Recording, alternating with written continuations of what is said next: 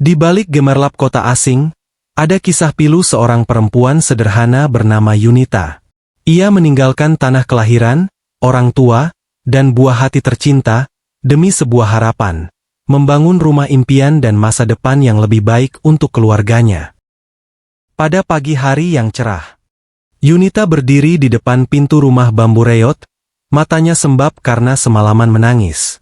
Di tangannya tergenggam erat koper tua, berisi pakaian sederhana dan sedikit bekal perjalanan.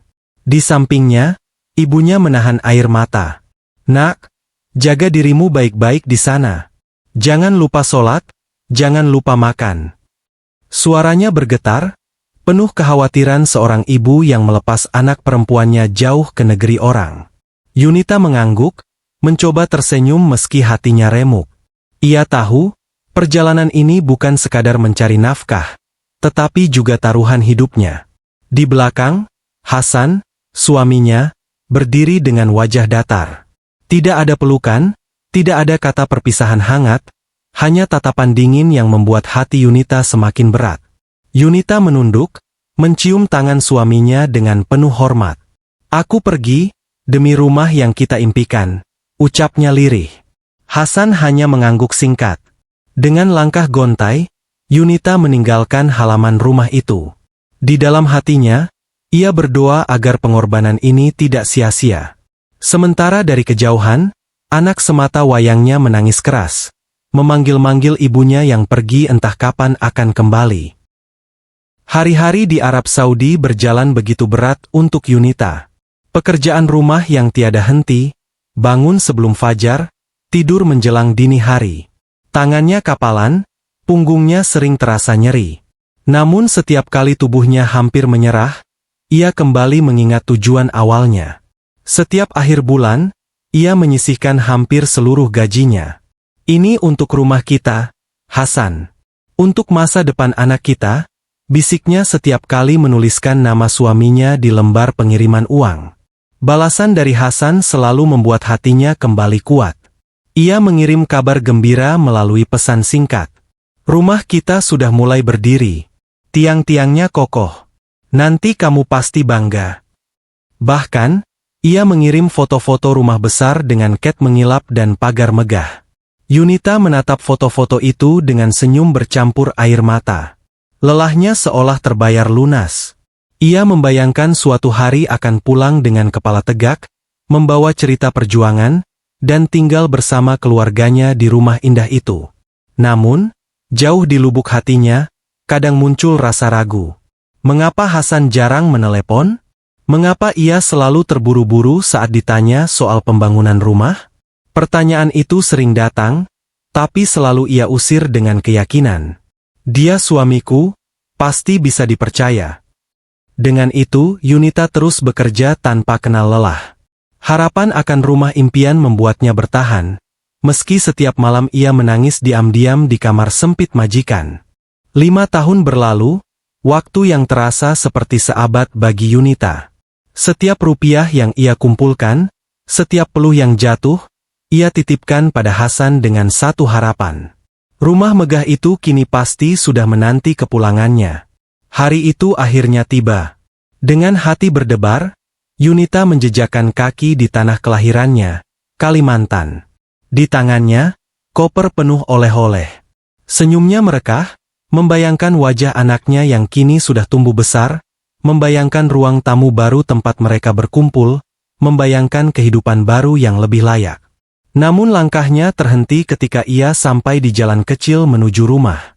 Yang terlihat bukanlah bangunan megah seperti dalam foto. Yang ada hanyalah gubuk bambu reot, sama persis seperti 5 tahun lalu, bahkan lebih rapuh.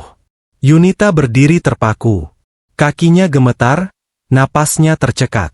Matanya mencari tanda-tanda bahwa ia salah jalan, namun tidak. Inilah rumahnya. Rumah yang dulu ia tinggalkan dengan penuh harapan. Tangannya terkulai, koper yang dibawanya hampir terjatuh. "Ya Allah, ini tidak mungkin," bisiknya lirih, air mata mengalir tanpa bisa ditahan.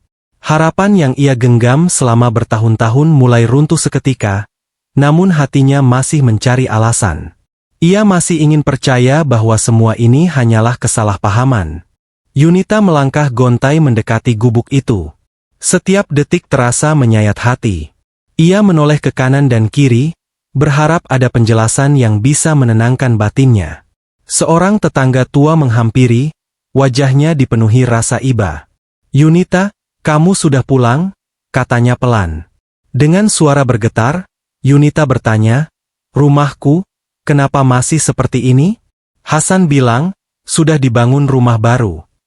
Tetangga itu menghela napas panjang, matanya menunduk seakan tak tega. "Hasan, dia sering terlihat di warung kopi, bersenang-senang dengan teman-temannya. Uang yang kamu kirim habis dipakai untuk berfoya-foya." Darah Yunita serasa berhenti mengalir. Tubuhnya lemas, hampir tak mampu berdiri. Setiap kata yang diucapkan tetangganya seperti pisau yang menusuk hatinya. Semua kerja keras, semua pengorbanan, semua air mata di negeri orang, lenyap begitu saja. Ia menatap gubuk reot itu sekali lagi.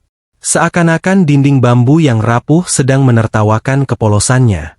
Hatinya runtuh, tapi api amarah mulai menyala perlahan. Ada sesuatu yang harus ia pastikan dengan matanya sendiri. Dengan langkah berat, Yunita meninggalkan rumah reot itu.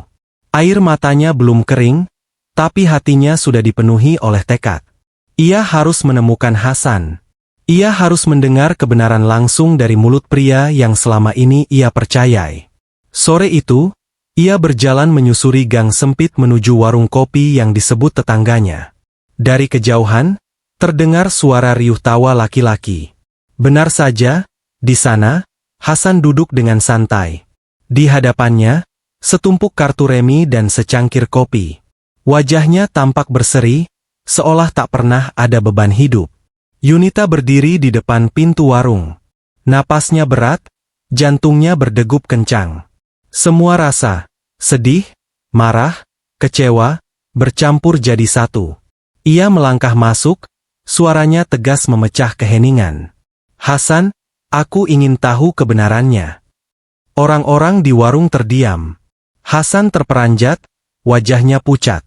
Sesaat, suasana yang tadi penuh tawa berubah menjadi hening mencekam. Hasan berusaha tersenyum kaku, mencoba menutupi rasa paniknya. "Yunita, kenapa kamu pulang tanpa kabar?" "Rumah itu masih dalam proses," ucapnya terbata. Namun Yunita tidak bergeming. Matanya menatap tajam, penuh luka. "Jangan berbohong lagi, Hasan. Aku sudah melihat semuanya dengan mata kepalaku. Katakan yang sebenarnya." Hasan terdiam. Tangan yang menggenggam kartu perlahan gemetar. Teman-temannya saling pandang, memilih mundur, meninggalkan meja permainan itu. Dengan suara rendah, Hasan akhirnya mengaku. "Uang itu habis, yah. Aku pakai untuk beli motor. Sebagian lagi, untuk berjudi. Foto rumah yang kukirim padamu, itu rumah tetangga." Dunia Yunita seolah runtuh seketika. Setiap kata dari mulut Hasan menambah luka di hatinya. Air mata kembali jatuh, mengalir deras tanpa bisa dibendung. "Hasan, kenapa kamu tega menghancurkan impianku?" Suaranya bergetar, penuh kepedihan. Hasan hanya menunduk, tak sanggup menatap wajah istrinya.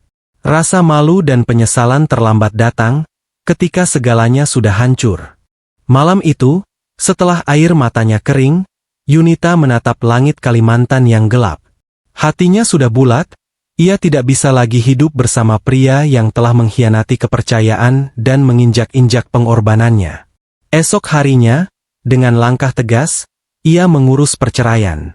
Keputusan yang pahit, tapi juga melegakan. Ia sadar, hidupnya tidak boleh berhenti hanya karena dikhianati.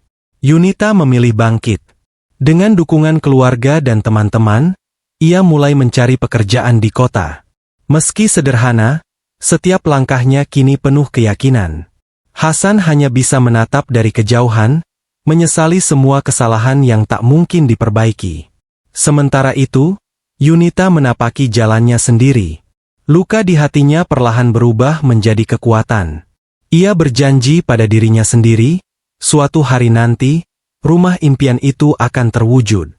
Bukan lagi karena kiriman dari negeri asing, bukan pula dari janji palsu seorang suami, tapi dari keringat, keteguhan, dan keberanian seorang perempuan yang pernah jatuh, lalu memilih untuk bangkit kembali.